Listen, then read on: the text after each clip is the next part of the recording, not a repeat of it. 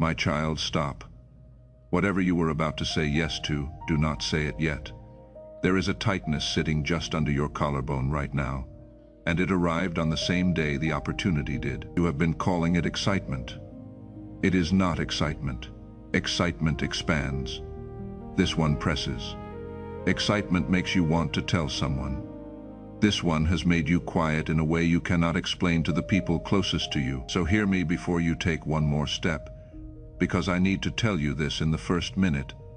Since for some of you the decision is already on the calendar, there is a call, or a signature, or a conversation waiting at the other end of this week, and the thing standing in front of you is not evil.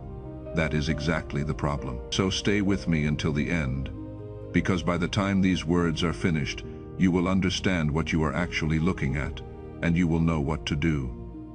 Let me tell you the truth about what is in front of you. It is good enough to be believable. It answers a prayer you actually prayed. It arrived wearing the shape of the very thing you asked me for. And that, my child, is the signature of a setup, because a counterfeit is never built to look like a lie.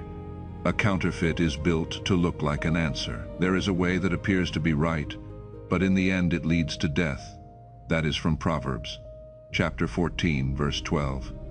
Read those words slowly, because they were written for exactly this moment. You have read the same message more than 4 times, not because the words were unclear, but because you were looking for permission. And every single time you reached the end of it, something underneath your ribs said the same short word. And it has been saying it for days, and you have been overruling that word with logic that sounds an awful lot like faith. Hear me clearly. I am not saying no to your promise. I am saying no to this door.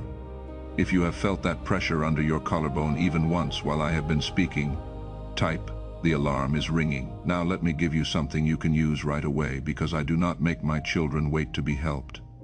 3 things fell quietly out of your life in the last several weeks. A door you were counting on closed without a dramatic reason. Someone who had been warm went strangely cool, and you still cannot point to the moment it happened. And an enthusiasm you genuinely had for something drained out of you so gradually that you cannot name the day it left. You filed all 3 under the same heading: a bad run, a rough patch, bad timing. But hear the thing almost no one has ever told you. I rarely say no in a voice. I say no in subtraction. Things go quiet. Support thins out.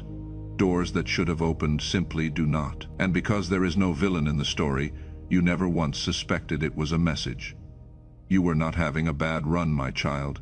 You were being handed a sentence written in a language you were never taught to read. And I am going to teach you that language tonight, so that you never again mistake my protection for my punishment. Before I take you deeper, let me tell you how this warning even reached you tonight, because it matters for a heart in your position. You did not pay anything to receive this. It came to you freely, likely on a night when the pressure to decide was sitting heavy on you. And it came freely because someone who once stood exactly where you stand, someone who almost signed their name to a beautiful counterfeit and was stopped just in time, found such relief in being warned that they chose to sow a seed so the next person about to proceed would hear it too. Tonight, you are that person. Someone you will never meet made a way for these words to reach you before you walked through the wrong door. So tonight, you owe nothing, and you simply receive. And if there ever comes a season when your own real door has opened and I lead you to, you may choose to become that for the next soul standing at a counterfeit, sowing a seed of any amount. So this warning keeps reaching the ones about to say yes too soon. The link is there for whenever you are ready, and never as a price for a single thing I am speaking over you tonight. Now let me tell you where you actually are, not where you think you are. You are standing at a gate, not a wall. There is an enormous difference between the two. A wall means the road ends. A gate means the road continues. But not everyone who arrives at it walks through.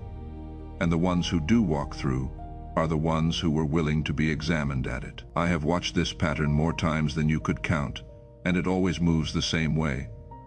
A person prays through a long season. Nothing visible happens. The waiting stretches past the point where it feels dignified. And then, right at the edge of that person giving up, something appears, fast, available, slightly too available. And it is almost always the wrong thing. Not because I am cruel, but because the appearance of that thing is the examination. The gate does not test whether you can push. Anyone can push. The gate tests whether you can still hear me when you are exhausted. If you can see now that you are standing at a gate and not a wall type, I see the gate now. Let me show you the signs that you are standing at one, because several of you are about to recognize yourselves with an uncomfortable precision. The first sign is that you have started building a case, not making a decision. Building a case, assembling reasons and arranging them and presenting them to yourself in a certain order. And the giveaway is this: you only rehearse an argument when some part of you is already the opposition. The second sign is that you have been selective about who you told. You mentioned it to the friend you knew would be enthusiastic. You have not mentioned it to the one person in your life who sees straight through things. You told yourself you would tell them later, when there was more to tell. That is not scheduling, my child. That is avoidance, and you know it. The third sign is the hurry. A deadline attached to this that does not fully make sense when you look at it directly. A window, someone else is interested. This offer stands until. The fourth sign is that it fits your prayer a little too neatly. It matches the words you used, but not the meaning underneath the words, and you took that as confirmation. And the fifth sign is the one that brought you here. You already felt the no. You felt it early. You felt it clearly. And you have spent the days since constructing spiritual reasons why that feeling might be something else. Fear, self-sabotage, unworthiness, lack of faith. I want to take those 4 labels off you right now because you have been wearing them like a diagnosis, and not one of them belongs to you. Let me put you inside a room for a moment, because this is not theory for most of you. It is late. The house has gone quiet in that particular way houses go quiet after everyone else has given up on the day. There is a screen in front of you, throwing a pale rectangle of light onto your face, and you have the message open again. Your thumb is resting on the edge of the phone, not moving, and the thing you would notice if you were honest is that you are not even reading anymore. You are just looking at it, waiting for it to feel different than it felt an hour ago. And it has not felt different for days. I will tell you what happens next if nothing interrupts it. The person does not decide. The person gets tired of not deciding, and exhaustion signs things that conviction never would. That is the whole danger, my child. Not that you will be deceived by a clever argument, but that you will simply grow too weary to keep saying no, and call your surrender a decision. That is why I interrupted your night, not to add pressure, but to reach you before the tiredness signs your name for you. And if you are still here, still listening this far in, understand what that means. Nobody stays through a description this specific unless it is describing them. You did not stay because it was entertaining. You stayed because you needed someone to finally say out loud the thing you have not been able to say to a single person. So let me say it plainly. You are not confused. You are being warned, and you have been warned for longer than you realized. And the only reason it never felt like a warning is that you were listening for a voice, while I was speaking to you in a completely different language, the language of the tightness in your chest, the doors that quietly closed, the enthusiasm that drained away. You were never without my answer. You were only reading it in a script you were never taught. And let me teach you the script now. So this is the last time a counterfeit ever gets this close. My guidance rarely arrives the way the movies taught you to expect. A booming voice, a sky splitting open, a certainty that removes all effort. Whether you turn to the right or to the left, your ears will hear a voice behind you saying, "This is the way. Walk in it." That is from Isaiah chapter 30, verse 21. Notice where the voice comes from, behind you, not out ahead, blazing the whole road in floodlight. Behind you, quiet, close, correcting your step as you take it. That is how I lead. I do not usually shout the destination. I whisper the next turn, and I whisper it most clearly the moment you are about to drift the wrong way. So the pressure you feel under your collarbone, the flatness in your chest, the door that quietly closed, these were not random. They were the voice behind you saying, "Not this way." You kept waiting for me to shout, and I was already speaking, in the exact register I always use, the one the hurried heart is trained to ignore. Learn that register, my child, and you will never be this vulnerable to a counterfeit again. And do not be discouraged that you almost missed it, because almost missing it is not the same as missing it. You are still here. Your hand is still off the handle. The fact that you can feel the difference between the pressing and the peace, even a little, means the instrument is not broken, only dimmed, and what is dimmed can be brightened. Every time you choose to wait instead of rushing, to test instead of leaning, to honor the quiet check, instead of overruling it, the register grows louder in you, and the counterfeits grow easier to spot. This is a skill, not a curse. And you are already learning it, tonight. Right now, in the very fact that you stayed to the end of this warning, instead of signing at the beginning of your week. I know how easily a warning like this can fade by morning. So if something in your spirit is stirring as you hear these words, do not let this be the last time my voice reaches you here. Subscribe and turn on the reminder, not out of pressure, but so that when I speak the next word over your real door, it finds you in the exact hour you need it. I am not finished protecting what I am building in you, and I do not want you to miss what comes next. Now let me name the exact reason you can sense the warning and still almost walk through the door anyway. Because knowledge was never your missing piece. When a person has been waiting a long time for something they truly need, something shifts in the way they weigh their options. It is not that their standards drop across the board. It is far more precise than that. Their whole evaluation collapses down to a single question. And that question is, will this make the pressure stop? Everything else that used to matter quietly falls away. Whether the thing aligns with who you are, whether the people involved are people you respect, whether the shape of it fits the life you are actually trying to build, all of it gets demoted, and only relief remains. I am going to give this a name because you cannot catch what you cannot name. This is the desperation discount. It is the amount you are willing to subtract from what you know you need, in exchange for the waiting ending today. And its cruelest trick is that it does not feel like a discount while you are taking it. It feels like wisdom. It feels like maturity. It feels like finally being reasonable after years of being told you were too picky. Test the spirits. Do not believe every spirit, but test the spirits to see whether they are from God. That is from 1 John chapter 4, verse 1. And the only way to test clearly is to test before you are starving, not during. If you are ready to set your terms before the hunger decides for you, type, I decide before I am hungry. Let me answer a question you have probably never thought to ask. Why does the wrong thing keep showing up first? That is not coincidence, and it is not paranoia. There is a structure to it. Everything that is real takes time to build. That is not only a spiritual statement, it is a physical one. A thing with substance requires foundations, relationships, capacity, and the character to hold it.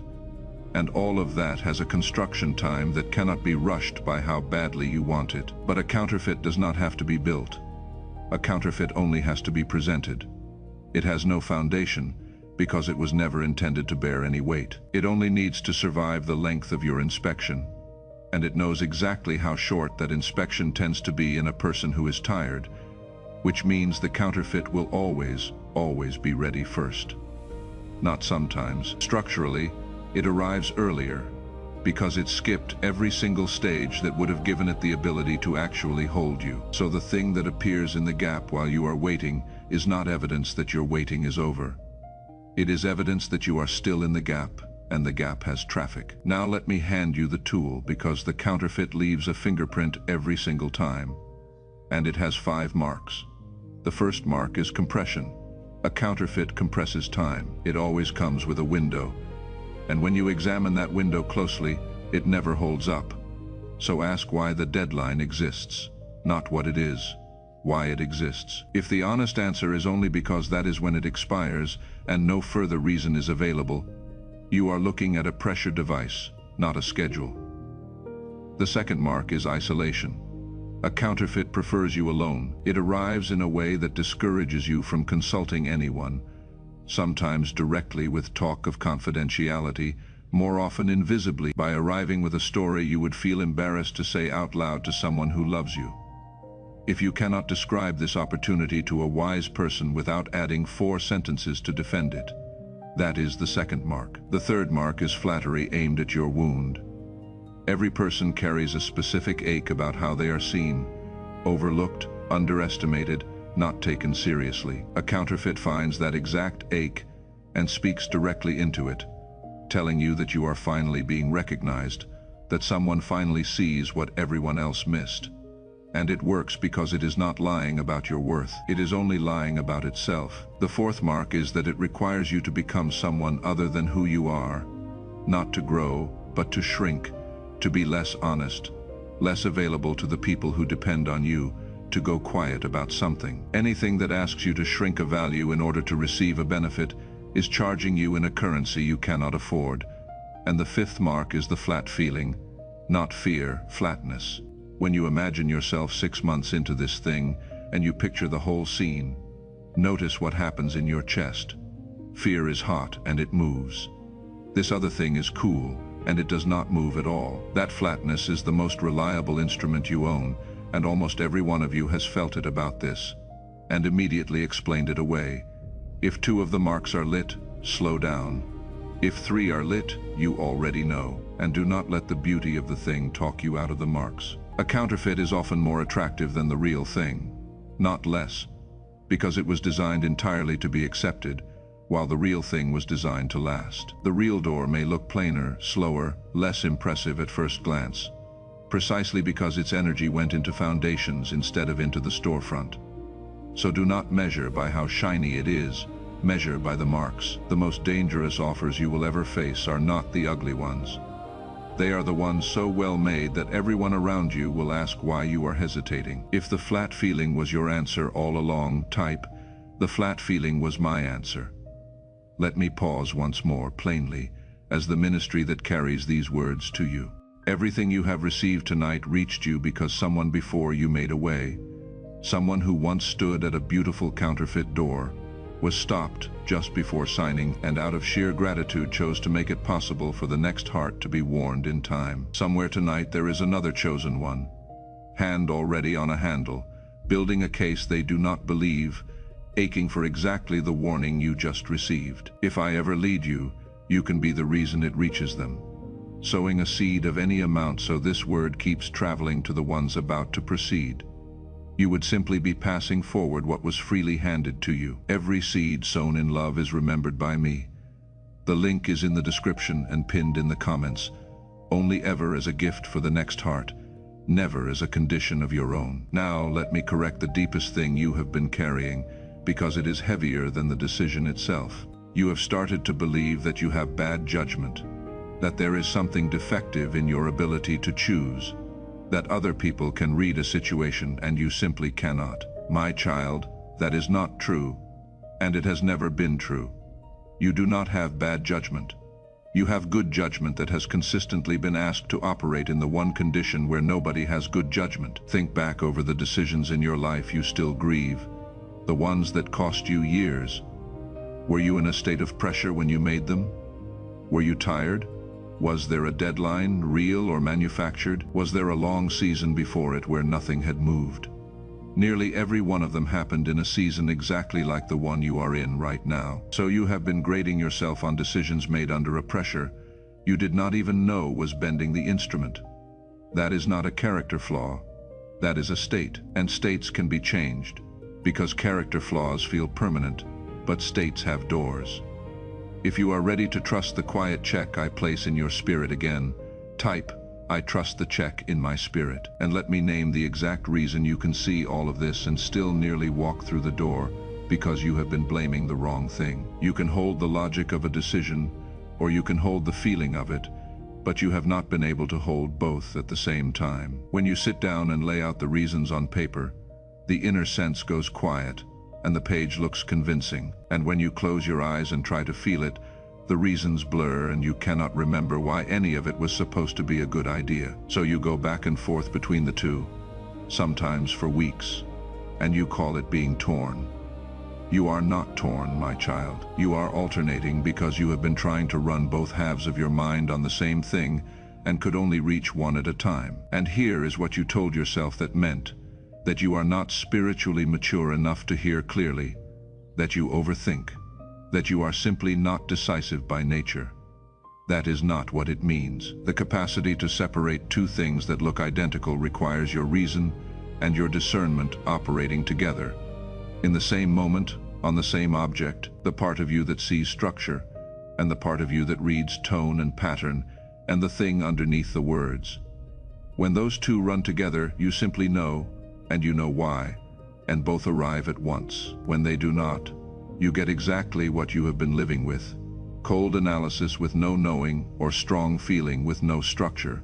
Never both. You have been trying to perform an act of separation with half the instrument switched off in a half-lit room, and you assumed the dimness was your own eyesight. So let me hand you the manual way through it, for tonight, while the lights come back up. Stop making the decision in one mode. When you catch yourself in the reasoning mode, laying the case out on paper, stop and ask one question. What does my body say about this right now while I am looking at these reasons? And when you catch yourself drifting in the feeling mode, stop and ask the opposite. What is the actual structure here? Who benefits? By what mechanism is this supposed to work? Forcing the two to touch, deliberately, out loud, over and over, is a slow and clumsy version of what should happen in you instantly, and it is far better than nothing. Most of you doing this honestly on the thing in front of you this week will find the answer arrives within a few minutes, and that you have quietly known it for days. That is the point. The answer was never hidden from you. You were only ever reading it with half the room dark. And here is how you protect yourself. And it is yours to keep whether or not you hear another word I say.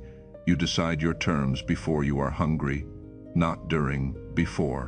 While your mind is still clear, you write down the conditions that any real version of this thing would have to meet, not preferences conditions, and you write them before you look at the offer again, so that the offer does not get to write them for you. And then you add one line underneath. This decision does not get made inside 24 hours of being asked. Nothing that is genuinely yours will evaporate because you took a night, and anything that would evaporate because you took a night was never yours. It was a transaction that needed your judgment switched off in order to close. Trust in the Lord with all your heart, and lean not on your own understanding. In all your ways submit to him, and he will make your path straight. That is from Proverbs, chapter 3, verses 5 and 6. Your rushed understanding is exactly what the counterfeit is counting on. Lean on me instead, and take the night. I will still be here in the morning, and so will your real door. And let me answer the objection you have already built, because I would rather say it for you than let it sit there working against you in the dark. You are thinking, but I did pray about the last one. I prayed hard. I asked for a sign, and I believed I got one. And it still went wrong. So what is the point of any of this? That is a fair thought, and I am not going to talk you out of it. I only want to add one thing. You did pray, but look at when you prayed. Almost every time you prayed after the offer was already on the table, which means your prayer was not asking a question. It was requesting a signature.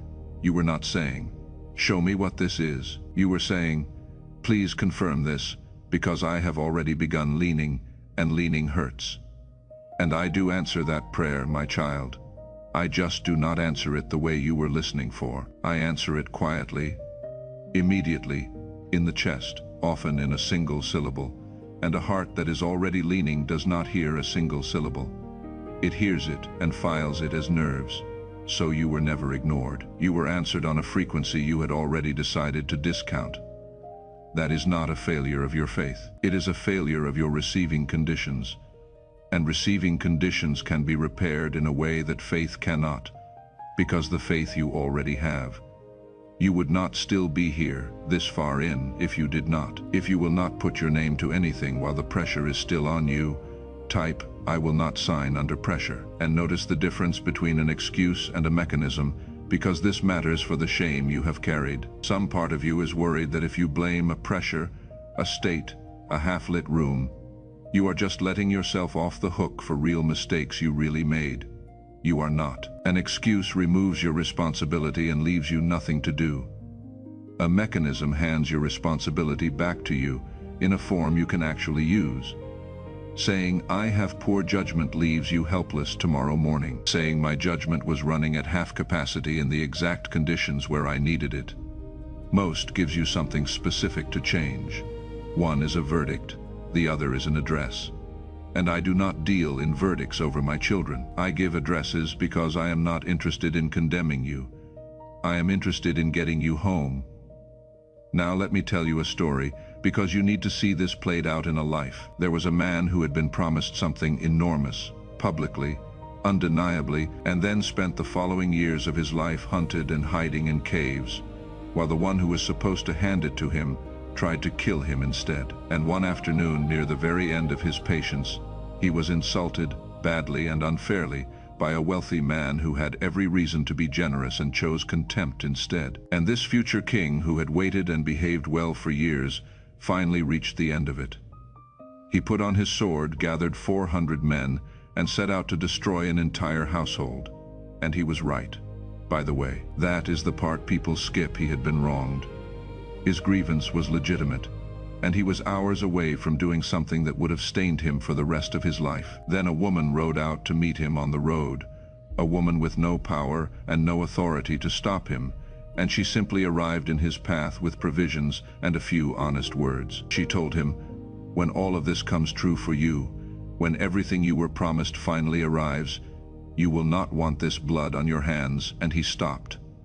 He turned 400 men around and went home. And afterward he said, "Blessed are you for your discernment, and blessed are you for keeping me from bloodshed this day."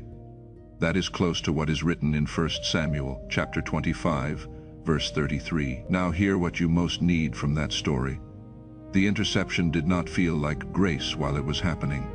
It felt like an interruption. It felt like being stopped on the road by someone with no standing while you were carrying a legitimate grievance, and 400 men who agreed with you. Every real interception feels exactly like that. Untimely, inconvenient, delivered by something with no obvious authority, a hesitation, a closed door, a friend who says one sentence you did not want to hear. And here is the detail that changes everything. The woman who rode out and stopped him was married to the very man he was going to kill. And within a short time that man was dead by no hand of hers, and she became the wife of the very king she had stopped in the road. She did not lose anything by standing in the way. She was standing in her own future. So hear me carefully. The thing standing in your road right now, the hesitation, the closed door, the delay you resent, is not costing you your future. It may be your future arriving early, in the only form you would actually stop for. If you can receive that what felt like rejection was interception type, it was interception, not rejection. I know how many voices are pulling at you, so let this not be the last time my voice reaches you here. Subscribe, and stay close to this house, so that when I release the next word over the road ahead of you, it finds you. I am walking you through a whole season of discernment, not a single decision, and there is more I need to say to you before it is done. Now let me answer the question underneath your shame, because I can feel some of you asking it. Then why does it keep happening to me? Why do I need intercepting so often? What is wrong with me that heaven has to keep standing in my road? Nothing is wrong with you, my child. Something is heavy about you. No one guards an empty warehouse. No one inspects a shipment of nothing. The intensity of the examination at a gate is always proportional to the value of what is being carried through it. And you have been reading the examination as evidence that you failed, when it has been evidence of what is in the crate. This is a vetting gate, and you have been standing in one for a long time. A vetting gate is not a rejection. It is the point at which a thing of weight is checked before it is released, because releasing it prematurely into unprepared hands does not bless anyone. It breaks the hands and it wastes the thing. So go back over the last few years and reread them with the right word. Every time you watch someone with less depth, then you receive something faster and cleaner. And you concluded they were favored and you were forgotten. Hear the truth. They were carrying something lighter, that is all. Lighter things clear the gate faster. That is not favor. That is weight. If that landed in you, type, the crate is heavy. And let me settle something about your history, because it will change how you read your own past. Go back over the moments you labeled as bad luck, as timing that never works out for you, as the sense that everyone else gets green lights while you get red ones. Look not at what those closures cost you, but at what they kept you out of. The opportunity that fell through right before it collapsed. The relationship that ended without a clear reason. and only later did you learn what you had been spared. The path that closed at the last moment into a season you would not have survived, you called it rejection. It was interception. Those are not the same word, and you have been living your whole life under the wrong one. So when the next door refuses to open, do not immediately grieve it. Ask what it might be keeping you from walking into. I have intercepted more disasters on your behalf than you will know until you see the whole story, and not one of them was me forgetting you. Every one of them was me guarding you. Let me pause one final time simply as the ministry that brings you these words. Everything you received tonight came to you freely, because someone who was once stopped on their own road, just in time, chose to make a way for the next traveler to be warned. Right now there is another chosen one. Exhausted, deadline looming, hand hovering over a signature, who needs the exact protection you found tonight. If I ever lead you, you can be the reason it reaches them, sowing a seed of any amount so this warning keeps finding the ones about to sign in a hurry. You would simply be passing forward what was freely handed to you. The link is in the description and pinned for you in the comments. Only ever as a gift, never as a price for your own peace. So let me speak to the picture you are afraid of, the one where you say no and lose everything. Let me replace it with the truth. Picture a morning 8 months from now. It is ordinary, there is nothing cinematic about it. You are standing in your kitchen, and there is a message on your phone. And it is an offer, and it is genuinely good. And here is what is different. You read it once, not 6 times once, and you notice something has already happened in your body before your mind even finishes the sentence. And it is not the pressing feeling. It is open, it is warm. It moves outward instead of sitting still. You set the phone down and you make your coffee, and the thing you notice most is what is absent. There is no argument running because there is nothing to defend. You are not rehearsing how to explain it to anyone because you already know exactly how you would describe it. In one sentence, without context, that version of you is not in another life. She is on the other side of one refusal. This one, the one in front of you tonight. And let me take you forward one more time.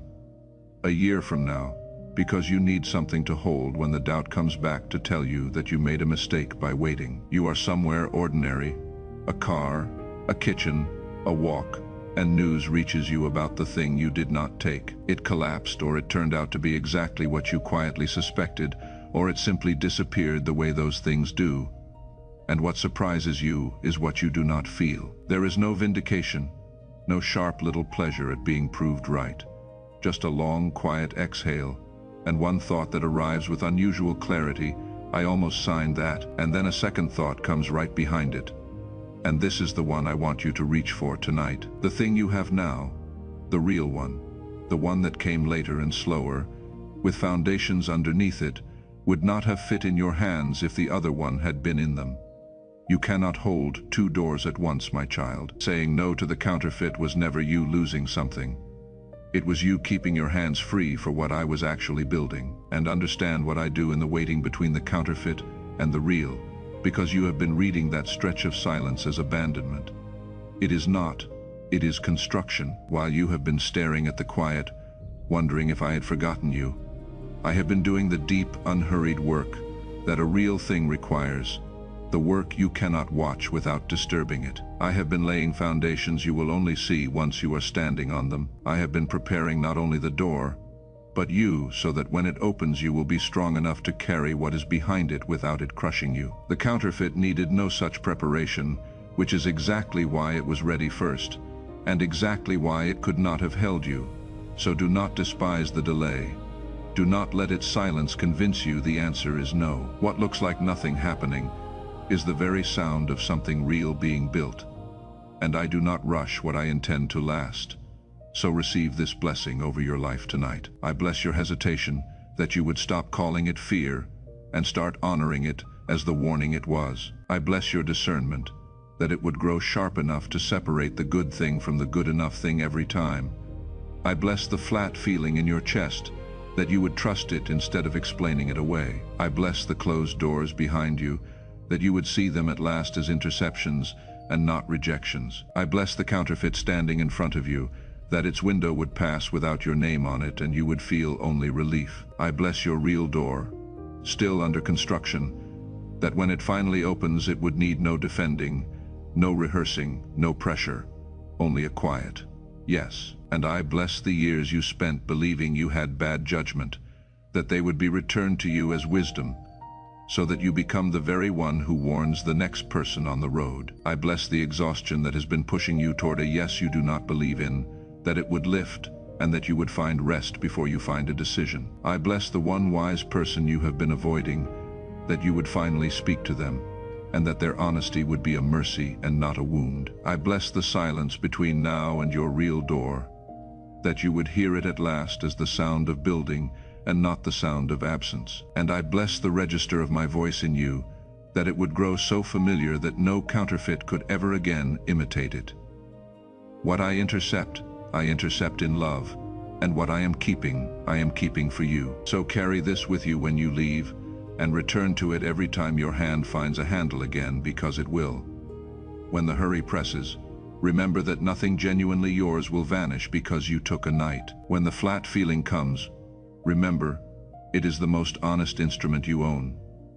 When a door closes without a reason, remember that a closure with no villain is often my clearest word. And remember the one thing that matters most, that you are not a person with bad instincts standing at the beginning of another disappointment. You are a person carrying something heavy enough to require a gate, standing in front of a counterfeit that showed up early, precisely because your real thing is still being built to hold your weight. So do not proceed tonight, chosen one. Not through this door. Take your hand off the handle, one finger at a time, and feel your arm come back down to your side, and notice that nothing collapses when you do, that the floor holds, that nothing was ever depending on your grip. The corridor keeps going. There are other doors further down, and they are not open yet, only because they are still being built to carry you. So do this with me now, and let it take only a moment, because your body has been holding this longer than your mind has. Wherever you are, let your shoulders drop, just half an inch, because most of you have been holding them up near your ears for weeks without noticing. Now picture a door, not a metaphor, an actual door, standing slightly open in front of you, with warm light coming through the gap. And now look at your own hand. It is already on the handle. It has been on the handle for days. I am asking you to take it off. Just that. Feel your fingers release the metal, one at a time, and feel your arm come back down to your side. And notice what does not happen. Nothing collapses, the floor holds, the building holds. Nothing was ever depending on your grip. You were never the thing holding it all together. I was. And now, with your hand down, understand who you actually are, because you came into this night believing one thing about yourself, and you are going to leave believing the truth. You are not indecisive. You are guarded. You are not overlooked. You are under inspection, and inspection is only ever for cargo that matters. You are not the one who missed it. You are the one who was stopped before it. If your whole spirit can receive this type, I am not late. I am being kept.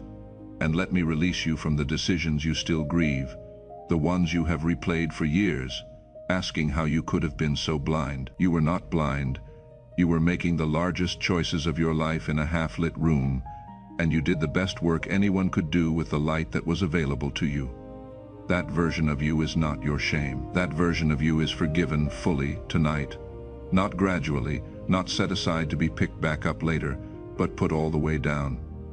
Let the weight of believing you have bad judgment hit the floor and stay there, and stand up inside yourself as the one I actually made, a soul heavy with purpose, carefully guarded, kept back, not because you were rejected, but because you were valuable enough to be protected from every counterfeit that came early. That is who you are. That is who you have always been. And that is who is going to walk through the real door when it finally, quietly, opens before you go. Subscribe and stay close to this house, so the next word I speak over your road finds you. And share this with someone you know who has been talking about an opportunity in a voice that does not match their face, because your obedience in sending it may be the very interception that saves them. And as your final declaration tonight, if your whole heart receives this warning type, I am taking my hand off the handle. It is a setup. Do not proceed. You are not late. You are being kept, and I am not finished writing your road yet.